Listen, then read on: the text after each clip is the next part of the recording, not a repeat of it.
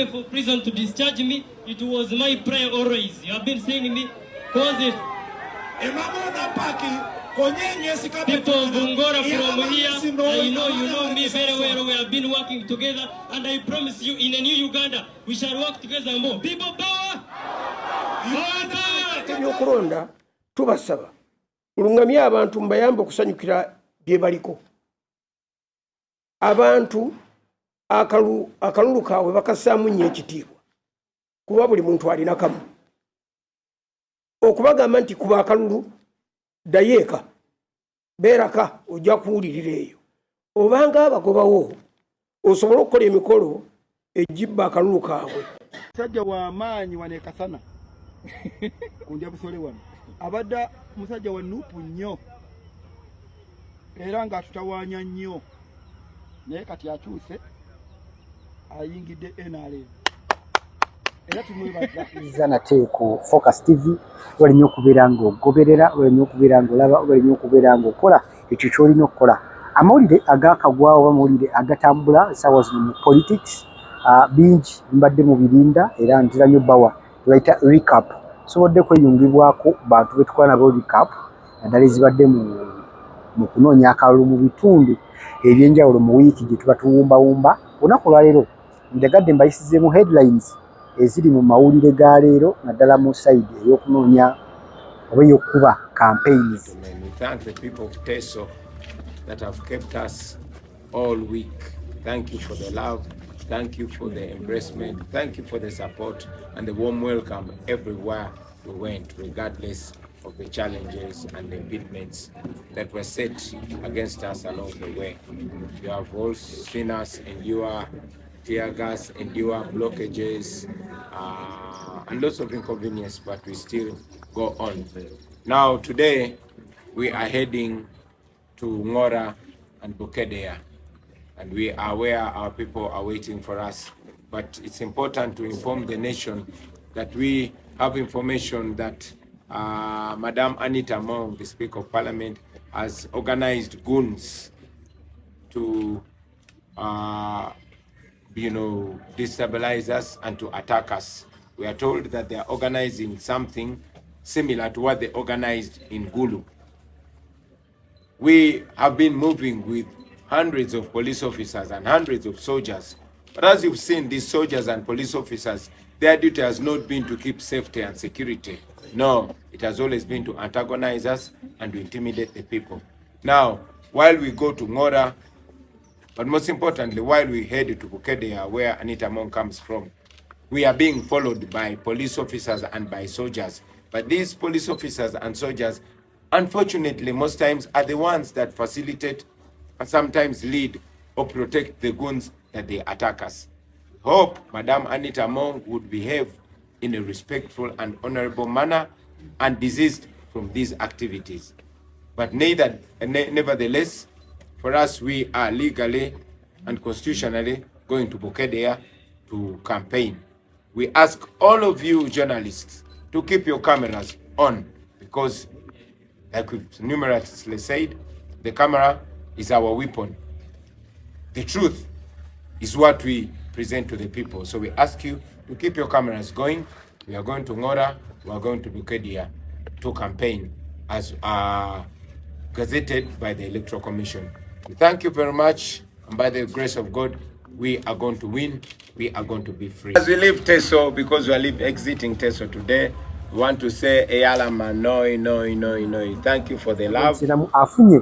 Era okusomozebwa kwe kumwe by'okwerinda oba oluusi okumugaana okumuziyiza omugaana okuyita baba alina oyita okumuyisa ewalala kye baagamba nti tebaagala nnyo namba z'abantu kujja ku makubo okuziyiza kkubo gye bayita procession abantu okutataaganyizibwa nga bazibiddwa amakubo era poliisi kibaddewo kirabiddwako ng'ayingira Bukedea okusooka okugaanibwa newankubadde nga oluvannyuma akkirizibbwa okuyingira e Bukedea numbers z'abantu zibaddeyo. One, ki contradictinga n'ekyewagambye nga speaker kyaba yagambye nti abantu tebajja bamanyi ekyokukola. Abantu bamanyi ekyokukola reason being ne boogezaako bateekamu igwe kyoyagala bakole nga bosi kibawulira era tebajja kikola. Tujjukire Robert Kyagulanyi Ssentamu bwe yali Hoima, omukyala Nabbanja sayidi zeewuwe yabagamba abantu beeyo Kakumiro temujja okulaba Robert Kyagulanyi Ssentamu, era n'amanya nti kiwedde, era abantu bo nga bo bawulira omulanga sinamulanga wabula abantu bo balina kye baagala okuwulira, kye baagala okulaba. Kuba tuli mu kaseera ekinoonyesa omuntu akalulu kwe kulaba nga osunsula abakulembeze abazze okwogera naawe, owuliriza biki bye bazze okutegeeza, oyogera ebyo bye baagala okuwulira, oyogera mazima ge baagala okuwulira, obasuubiza ebyo bye baagala okusuubizibwa, oba ggwe oli mu kwogera bibyo otuukiriza bibyo. Ke kaseera ako bwe kati ak'okunoonya obululu okukutu omunnabyabufuzi okukakasa munnabyabufuzi okugula abalonzi mu ngula ey'okumatiza. Robert Kyagulanyi Ssentamu essaawa zino kyabadde akola e Bukedya. Si kyankomeredde nti as numbers appear bwe buli bw'aba alina okugenda okufuna, no, abantu abo bajja okuwulira basengejje bakuweeyinge balabe ddala ddala y'ono ogwanidde, ddala ddala y'ono gwe batugamba, ddala ddala y'ono gwe bagana. So poliisi bw'ovaayo oluusi neekugira abantu okugenda. Kino nakyogerako ne mu interview eri eyaggwa nti obanga agamba abantu bezuulire lwaki ono omugaana oba lwaki gwe ono omubulokinga. Mu ngeri emu bwendala ekitongole ky'ebyokwerinda osobola okukeera ku makya ng'olinga ate akolera Robert Kyagulanyi sympathy votes okuva mu bawagizi abatandi muwagidde. Lwa nsonga omuntu ajja kwebuuza lwaki mu bonna ono gwe bagaana, lwaki mu bonna ono gwe bakkiriza, lwaki mu bonna ono gwe bafivalinga. So ng'ebitongole by'okwerinda tugenda mu maaso n'okugenda mu kalulu bwe kati muba mulina okubeera nyoto abantu okuvaayo okubalaga kiki kye balina okuba nga balaba. Mubegako nga bambagenda tutandise ne ka vidiyo omwami ow'amagye ng'ayambadde full uniform oba full combat ey'amagye, alabikiddwako ng'alangirira ng'omu ku bannuupu abaasaze eddiiro ne bayingira mu NRM. Kino kimenya amateeka okusinziira constitution y'eggwanga lyattu Uganda. Omuntu ali mu kitongole kirina okuba nnyuto ng'ekyamagye okuvaayo ate n'olangirira oba okuvaayo n'osikiriza, okuvaayo n'onoonyeza epata emu akalulu. Kitegeeza nti oyinza okubeera nga ggwe by'okola oba ekitongole ky'okolera kyalaga dda sayidi mu ngeri etali ntuufu. Lwaki? Nti ebitongole birina kukuuma abantu n'ebintu byabwe, birina okukuuma eddembe, so si kusalirawo muntu kibiina kikyalina kgendamu. Kano kalekera omuntu ng'asigadde abuusabuusa n'okwemulugunya ku ekyo ekitongole ekiba kirabikiddwako mu vidiyo eyo. Bassebo ne bannyawo, bino tubyogerako naye tukimanyi nti obuusi nammwe muba mwabirabye nga focus ffe tuvaayo okubalaga ez'enjawulo. Nina gegenda okuba nga nkuyisizaamu one, abasumba oba bapastors baavuddeyo ne bavumirira ebyo ebigenda mu maaso mu kaseera kano nga banoonya obululu oba nga abakulembeze byo banoonya obululu, bakandiisi nga banoonya obululu. Anita Amongo tulina vidiyo ye eba oli awo yabadde etambula naddala ku social media. Sure. Those Baganda and some few foolish Banyankole don't get numbers on election day, tear gas will be available. Nga eri mu kubaako ng'eringa agamba nti Bukedya Robert Kyagulanyi Ssentamu naye agendayo oba talina kubaako kyalina kola nga ye oba presidential candidate ow'ekibiina ekimu. Bukedya already abantu baayo bamanyi ekyokukola. Tulina ne story endala gye tugenda okuba nga tukolako, naye njagala nnyo nti buli story gyogenda okukonako nja kuwangayo ka vidiyo. Munatusonyiwa oluusi tugaba tuteekako buvidiyo bungi olw'amateeka agafuga YouTube oba agafuga emikutu bwe giti, nti waliwo vidiyo ezoteekayo nga zirina copyright oluusi ne banga ekuzaalira obuzibu. naye ngezaako okunnyonnyola oluusi ebyo tuba tugenda okwogerako abantu okubitegeera obulungi. Biki ebikoze amawulire naddala leero Robert Kyagulanyi Ssentamu bw'abadde aggalawo kampeyini ze eza wiikendi. Jjukira asembyeyo ne Bukedya, wavudde Bukedya ne Ngola ye yasoose n'addako Bukedya. Yonna ali mu Teso jamaliriza ne kampeyini ze eza wiiki eno nga we yeetegekera obaolyawo ate okuddamu okutabaala ng'atujja kutandika ne makindye maaso awo ndowooza tujja kuba lwa Monday. Headlines oba biki ebikoze amawulire mu wiiki ebaddemu kaweefube w'okunoonya akalumba pulezidenti ab'enjawulo oba mu bakulembeze abeesimbyewo ab'enjawulo. Amaaso agasinga gali ku Robert Kyagulanyi Ssentamu lwa nsonga ki nti ensi n'ensi kamera we zitunudde, so nga tiwalolaaliza bannaffe abamu ng'obaolyawo ne kamera tezikkirizibwa wabalaza abalondemu ze zirina okukavalingayo. Kati ojja kwekanga nga all over buli muntu ku intaneti kyayogerako Kyagulanyi, Robert Kyagulanyi Ssentamu kiki.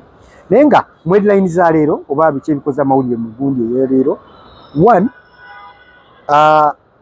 wiiki nga bw'ebadde byonna bizze bikolebwa muzze mu biraba.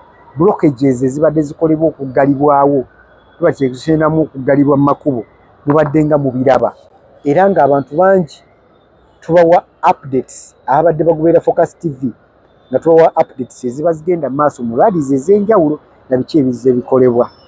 Mujjukire wiiki eno yagitandika ali agenze Lubaga ewa Ssaabasajja Kabaka, yagendako e Bulange e Mengo n'asisinkana Katikkiro, era byayogerwa bwe yava eyo e Lubaga n'alyoka ayolekera esayidi za Kabera Maido gye yabadde mubaddemu ebitundu nga Amulya, mubaddemu Katakwi, mubaddemu ebitundu nga Kaperabyongo.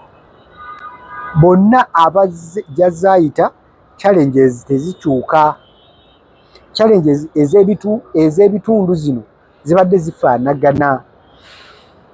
Tunnyonnyola singa bakubuuza ekifaananyi ekituufu ekinnyonnyola rallies eza Robert Kyagulanyi Ssentamu, tosobola kulemwa kwogera poliisi ngeri gye yeeyisaamu, tosobola kulemwa kwogera ku bitongole ebikuumi by'eddembe ebirala ng'amagye okwetaba mu kalulu, tosobola kulemwa kwogera ku abo abantu abali mu layers abazze nga bakuba abantu embooko. Bino byafuuse characteristics ezikulembera kampeyini za Robert Kyagulanyi Ssentamu omukulembeze wa NUP. Olunaku lwaleero munnabyakwerinda ajja muyita bwetyo, omuvubuka omuto abadde ali mu poliisi mu department ya prison, Ampe Lawrence avuddeyo leero n'ayanirizibwa Robert Kyagulanyi Ssentamu mu butongole okwegatta ku kibiina kya NUP. Ono abadde mu prison ebbanga eriyise emabega ng'era gy'asaavingira. Wabula bino bivudde ku ki? Kivudde oluvannyuma lwa poliisi okujja ng'emunoonyerezaako olw'akatambi ke yata ng'awa bw'oba agezaako okulwanira eddembe ly'abapoliisi banne abanyigirizibwa, eddembe ly'abantu erigigirizibwa mu abo abantu abali mu prison oba abantu abasibibwa. Bwe yata akatambi ako ku TikTok ye, era ojja ginoonyako gwe atannaba kalaba, nga omukulu bayita Ampe Lawrence. Omuvubuka ono yata akatambi ako naye ne kamufuukira akabasa. Bakama be bamutwala mu prison oba mu poliisi ne bamukwata mbagirawo ne bamuyita okunoonyereza okutottola ku ebyo ebyali mu katambi ako. Akatambi kano kalaga yali yannyonnyola okusinziira ebyama ebikusike ebitakkirizibwa ebitongole byakwerinda kufulumya ku mitimbagano, okufulumya mu mawulire, kufulumya ku wonna abantu kubitegeera abasukka mu doctorate emu eyo ey'ebyokwerinda. And I was so happy for prison to discharge me. It was my prayer always. You have been seeing me cause it. People of Bungora from here, I know you know me very well. We have been working together, and I promise you, in a new Uganda, we shall work together more. People power! My youth, my friends in Ngora, stop fearing. If you are to die, you will die. Please leave. Allow me to end there. I love love you so much. Yoga no. Amina ngojo. Yarama engoda noi. Thank you very much for the patriotism. Thank you very much at your age. At your age, many Ugandans don't know that they can contribute to their country. You had a government job and you were comfortable. Just like I was comfortable. But because we know that you cannot be comfortable alone when the rest of your brothers and sisters are suffering. I want to salute you for doing the right thing. And I want you to know that Uganda will be free. And I want you to know that history is being written. And that's one day people will know that the country came to crossroads. And there were young people like you who decided the truth, who decided right over wrong. They will harass you. They will even try to imprison you. But I can tell you history has never been on the side of injustice. I want you to know that I respect you. I want you to know that the world respects you. And I want you to know that at the end of the day, the truth will win. Thank you very much. You can go take your seat, my brother. People power! Our power! No cow! No cow! No cow! Leero wabadde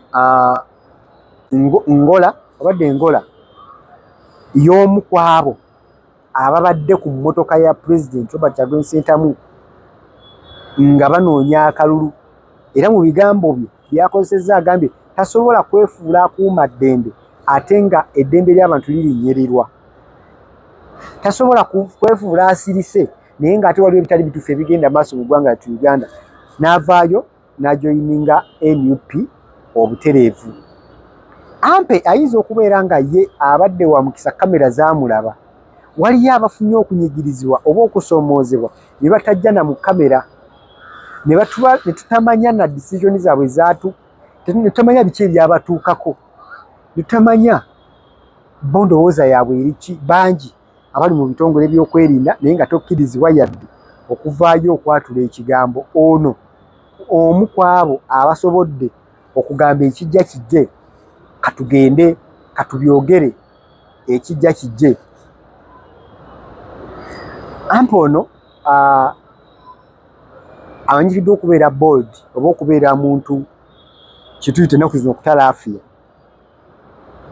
kubanga okuvaayo mu bitongole by'okwerinda n'oyogera ekigambo ekiri against babuusi bo kye bakkiririzaamu, oyinza okukakkana nga obulamu bwo obutadde mu matigga, either obuluzinga oba okubeera nga osigadde tokyalina bwogereyo yadde, oba okuggibwako omulimu ate era n'osibwa ebbanga eritali ggere. So bino byonna birabikiddwako oba olyawo mu bitongole, birabikiddwako mu bitundu ebimu. Nze kyendowooza oba kyeŋŋamba kiri bwe kiti, mu kaseera bwe kati nga tuli mu kunoonya eddembe mu nsi yaffe Uganda, ebitongole by'eddembe byandibadde independent nga bwe kigambibwa era nga amateeka bwe gabalambika. Naye ebiseera ebisinga buli w'otunuulira abantu nga beemulugunya nnyo, abantu nga bakuba ebituli mu kitongole, abantu nga batandise okwogera bye boogera, kitegeeza nti wabaawo oluusi obutali butebenkevu oba obutali bumativu mu kitongole ekiba kigenda mu maaso. Kati mubaabanga omusirikale nga ye Lawrence avuddeyo n'ayogera, kitegeeza nti waliyo bingi oluusi byali byasirikibwa ebibadde bitoogere, bibadde bitalabika mu kamera byayogedde. Era kitegeeza nti mmwe bannayuganda oba osigazza eddembe lyo ery'okwogera ekyo ekikunyiga, kuba ye wabanga omusirikale avuddeyo naye n'ayogera ekikye, kiza naawe osobola obeera waddembe okwogera ekikunyiga. So vidiyo eyo nagambye nti buli kye tunaayogerako tujja kutangayo ka vidiyo okwongera okukakasa oba okukulaga ebyo. Wabadde ngola mbagambye ze zizaddeyo Larry era ezingo eza bulijjo, of course people come okuwulira message ya Robert Kyagulanyi Ssentamu gy'aba agenda obbagamba. Ebyo byo byabwe actually byafuuka bya bulijjo nti most of the venues zaagendako bantu bajja naye ki ekibadde kikola amawulire olunaku lwaleero kimubuuza nti leero ki ekiri mu mawulire. Olunaku lw'eggulo omu ku babaka ab'e Bukedya Anita Anet Amongo yavaayo n'akola ka vidiyo akagamba nti bannabukedya bategeera ekyokukola era bannabukedya tebakkirizibwa genda mu lwaliza Robert Kyagulanyi tebajja kugendayo mu lwaliza Robert Kyagulanyi Ssentamu. Omukyala sipiika mulamba ow'eggwanga lyattu Uganda azze olusi awulikika mu bintu ebiri contrary ku bye baba basuubira okuba nga ye sipiika mu position mwali okukola. Waliwo ka vidiyo akatambula ng'ali ku National TV ey'eggwanga lyattu Uganda. Bino tubyogera olusi okubeera ng'ataabirabye naawe ofuna omukisa ogubiraba. National TV namba ng'agamba nti make sure on the day of voting, olunaku lw'okuvotinga, those so and so and so people don't get numbers. Sure. Those Baganda and some few foolish Banyankole don't get numbers on election day. Tear gas will be available. Tukozesaako mu parliament emabegako eri era abantu bangi bavaayo ne bakuba empawa nga bagamba ye omukulu ayinza kuba atya ng'ayogedde bw'ati. So ensonga tuzikuleetera okulaba nga naawe ozikubaganyaako ebirowoozo nga naawe oziraba engeri gy'ozitegeeramu. Mu position gy'alimu ng'omubaka, mu position gy'alimu ng'omukulembeze teyandibadde ng'avaayo okwogera ebigambo bino kuba wano bimenyaamenya mu bantu bibakutulakutulamu. Abantu bangi abamenyeko emitima. Thirdly, kisobola okuleetawo obusosoze oba kisobola okulabika nga ggwe asosola. Kisobola okulabika nga member of parliament oba nga sipiika w'eggwanga lyattu Uganda okubeera nti n'abantu oba mu position mwoli abantu tobawa fair treatment, tobawa fair gaps kubeera nga batuukiriza ebyo balina okukola. Olw'ensonga obedde omaze okulaga sayidi nga sipiika. Tujjukire nti sipiika Anita Amongo okujja mu bwa sipiika ali deputy wa Jacob Oulanyah. Jacob Oulanyah yalinga nnyo vabo mu bintu naddala ebikwatagana ku human rights, obintu ebikwatagana ku muntu wa bulijjo. Yalinga mwogezi nnyo ku nsonga ezo era ng'azisimbako ennyo amannyo. Era emu ku byamufuula ow'enkizo n'ow'enjawulo okulaba nga yagezangako nnyo okulaba nga buli muntu aweebwa omukisa, okulaba nga buli member of parliament whichever position whichever party gy'ogiddemu aweebwa omukisa okwekizo sitinga ekyo ky'abeera ayagala okwogerako. So Anita Amongo vidiyo nyingi ezirabikiddwako nga sipiika era tulowooza nti maybe kiyinza oba kikolebwa intentionally oba kiyinza oba kikolebwa deliberately, kiyinza okuba kikolebwa nga omunnayuganda gw'osigadde okwekuba mu ttooki oba okuba ttooki mu ndaba yoyo ey'ebintu. Vidiyo eyo era weeri tujja gizannya oba tujja gizannya eri weesookera tuguzannya okufuna topiki weeva gye tuba tugenda okwogerako. Nga tutandika vidiyo gyenzannya yabadde mu rallies ez'okunoonya akalulu k'obwa pulezidenti, yabadde mu rallies ez'okunoonyeza kandideeti we ow'ekibiina kye kya NRM President Yoweri Kaguta Museveni omukulembeze w'eggwanga lyattu Uganda. Wabula platform eno eweebwa nga minisita, ng'eweebwa nga kandideeti, ekuweebwa nga sipiika, ogikozesezza otya? Bannayuganda basigadde ne space, bannayuganda basigadde ne authority, bannayuganda basigadde n'okusalawo ku ebyo bye baba balaba, basigadde n'endowooza ey'eposition gy'oba olimu. So bino byonna tugezaako okulaga biki ebijja bikolebwa. Nga maze okwogera ku ekyo ekya Bukedya, nina ekintu mwesaganya okubeera nti maybe you think I'm one-sided. Nina ekintu kye nalabye kyesimanyi nti oba kibadde kikolebwa mu buli bbanga ki. Minisita Byalugahale Balamu ng'akubye olukuŋŋaana bw'abadde sayidi za Nnyendo Masaka ng'agezaako okunnyonnyola abavubuka n'okubabuuza okubasoya ebibuuzo muntu ku muntu I can credit him for that. Inti ebiseera ebisinga bw'obeera ng'ofunye omukisa ogutuukirira abantu nga bano, tuuka oyogere nabo, tuuka obamatize enjiri yo. Kikuyambako abantu bano okumanya sayidi kw'oba ogwa nti ddala ekintu ky'oli mu baguza kituufu oba si kituufu. Kikuyambako okwengeginga n'abantu ne bakola okusalawo nga bategedde kibiina ki, nga bategedde muntu kika ki, nga bategedde ekikula kya structure gye mulimu okubazimbira ey'ekibiina kyammwe. So singa baminisita bonna abo basinga abakulembeze bonna abadde bakikola nga Balamu bwakikoze, nsobola okubawa salute.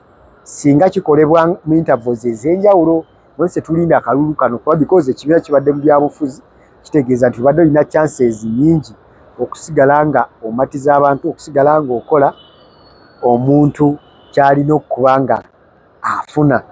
So bingi ebigenda maaso mu ggwanga lyattu Uganda, era bingi byetusobola okuba nga twogerako, naye nga tusobola kugaana kwogera ku bintu ebyenjawulo ebigenda mu ggwanga lyattu Uganda odduku wano ku Focus TV.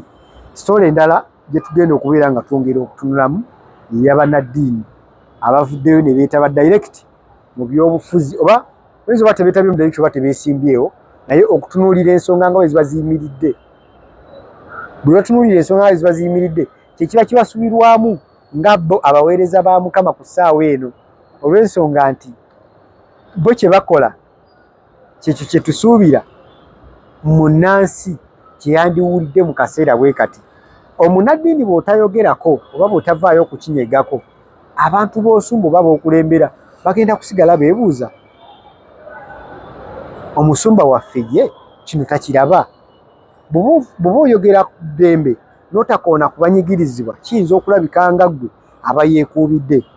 Omwami gwe bayita Pastor Joseph Sirwadda, ono ye munannyini Victory Christian Center. Victory Christian Center yagitwala, ye minisita oba ye musumba waayo. We yavuddeyo mu kakiiko akamu aka Inter-Region Council Uganda oba Council of Uganda, Inter-Region Council of Uganda, yakiikiridde banne aba enzikiriza ya Born Again oba Born Again Faith Uganda. Akakiiko k'ebyokulonda tubasaba mulungamye abantu mbayambe okusanyukira bye baliko. Abantu akalulu kaabwe bakassaamu nnyo ekitiibwa, kuba buli muntu alina kamu. Okubagamba nti kuba akalulu ddayo eka, beeraka ojja kuwulirira eyo. Obanga abagobawo osobola okukola emikolo egibba akalulu kaabwe, abantu mubalike babiriwo mu kabale, omuntu aveewo ng'ategedde nti bamulidde oba yawangudde.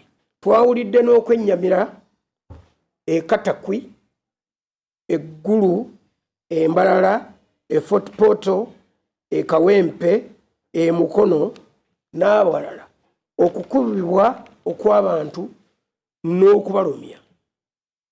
Tugamba nti ebyo bikome. Uganda ekooye ereeteka okukomya okuyiwa omusaayi. Omusaayi oguyiise gumala. Okutiisatiisa abantu n'okubakangakanga biva mu nkola ya bunafu.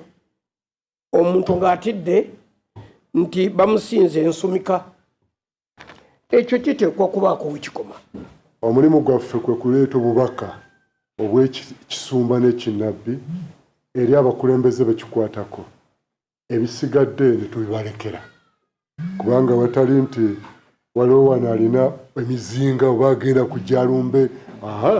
Ffe ensonga zaffe tuzoogera ne tuziwayo n'eri Katonda ne tubalekera. Yavuddeyo n'ategeeza nti mu bitongole eby'ebyokwerinda nga bitaddeko okutulugunya abantu, bitaddeko okusuubiza abantu, bitaddeko okugaana abantu ebintu rights zaabwe ezirina okuba nga zibaweebwa mu kaseera bwe kati, kikyamu era bakivumirira nga bo bannaddiini. Kino obwedda, kino bulijjo bannansi bagamba kye tulindiridde okuba nga tuwulira abasumba baffe okuvaayo ne boogera tulabye bangi bamasheeka, tulabye bangi abaorthodoxi, tulabye bangi abakristaayo, abakatuliki nga bavaayo okwogera ku nsonga bezi. Naye nga tulize bannaddiini nga muli mu kanso ebatwala abamu, kiki mugamba abantu, kiki mugamba ebitongole, kiki mugamba abantu ssekinnoomu abakola ekyo ekitakwatagana mateeka gafuga ggwanga, kiki mubagambako?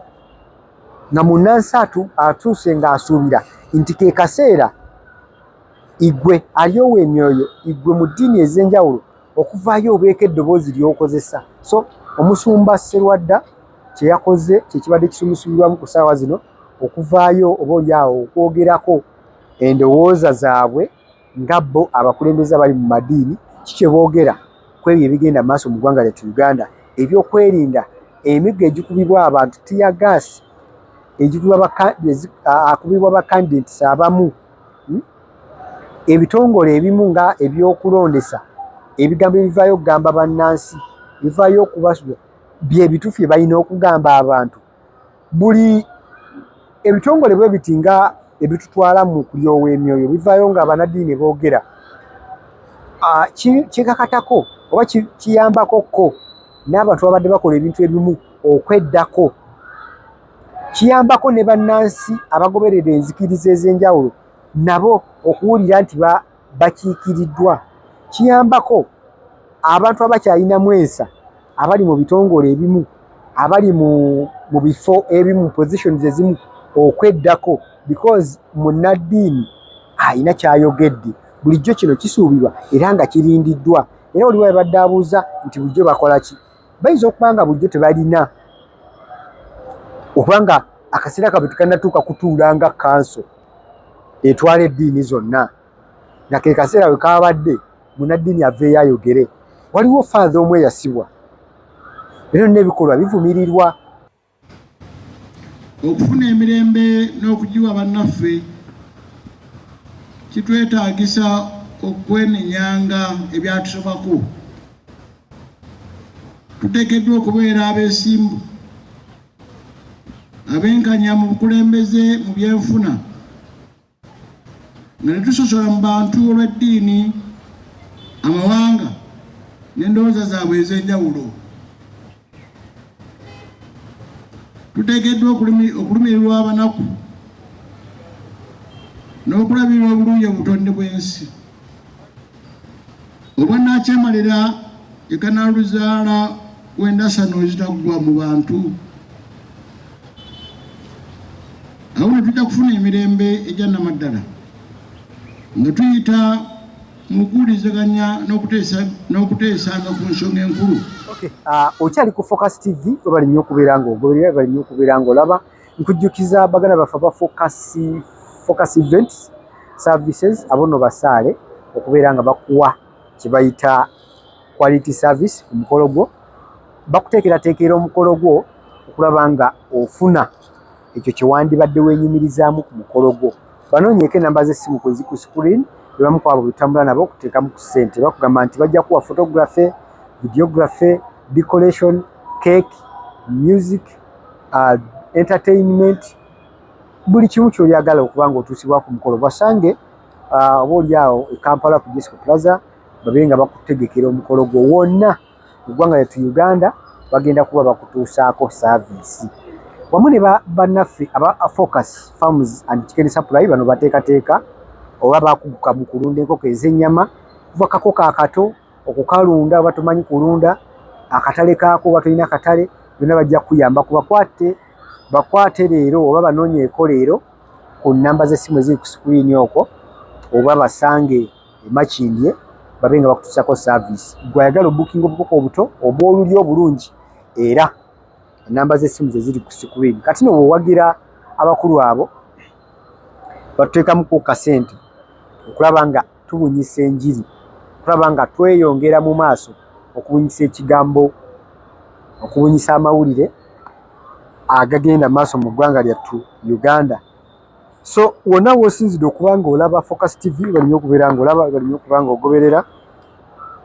Njagadde leero nga tuwumbawumba ensonga y'abasumba.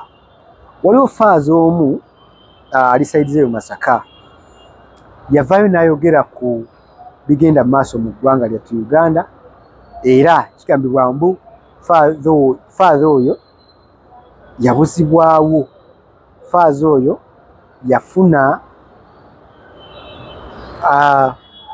kyetuyita okumucekingamu bannabyabufuzi bangi tujjukira bamaseeka ab'enjawulo abazze oluusi boogerako ku bigenda maaso mu ggwanga Uganda era oluusi abamu ne babeera nga batiisibwatiisibwa so kaaso bwevaayo eyawamu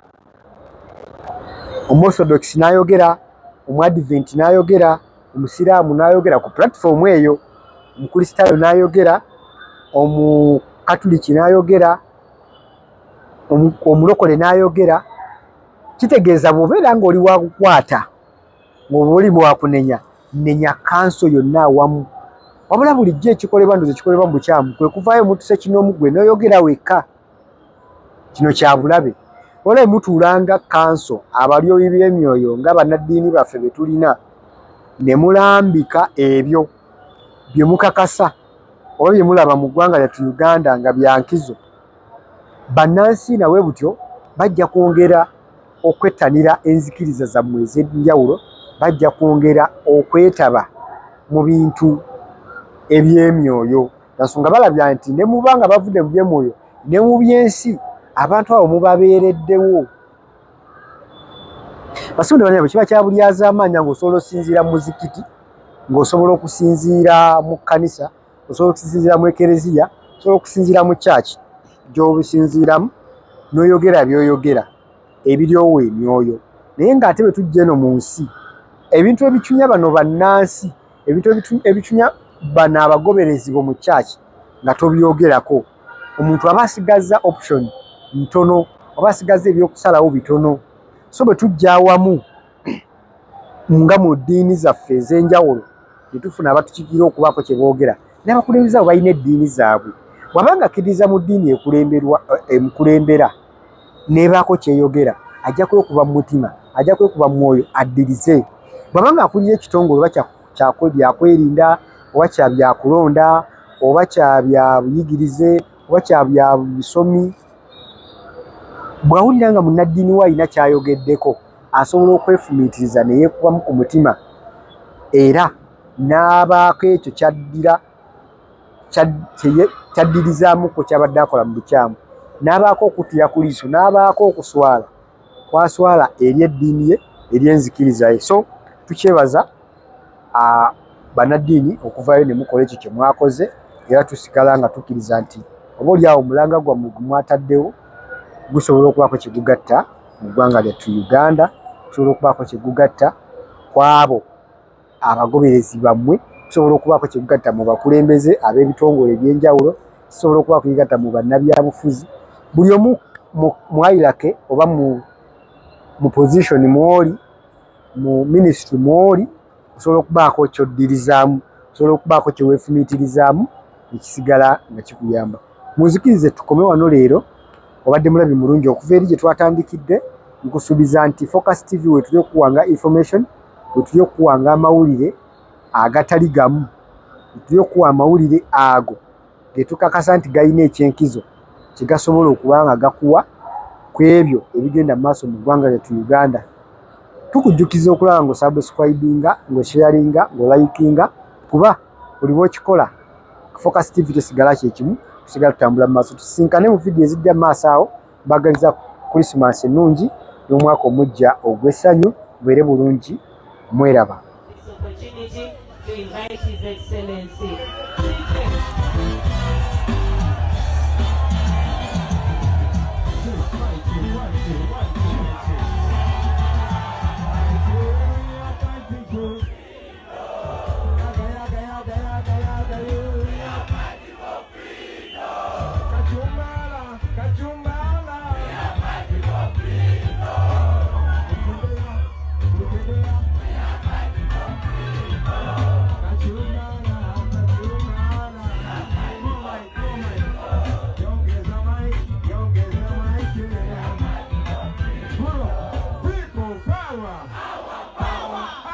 Power! People power! NUP ya kusubscribinga ku Focus TV yani. Bingi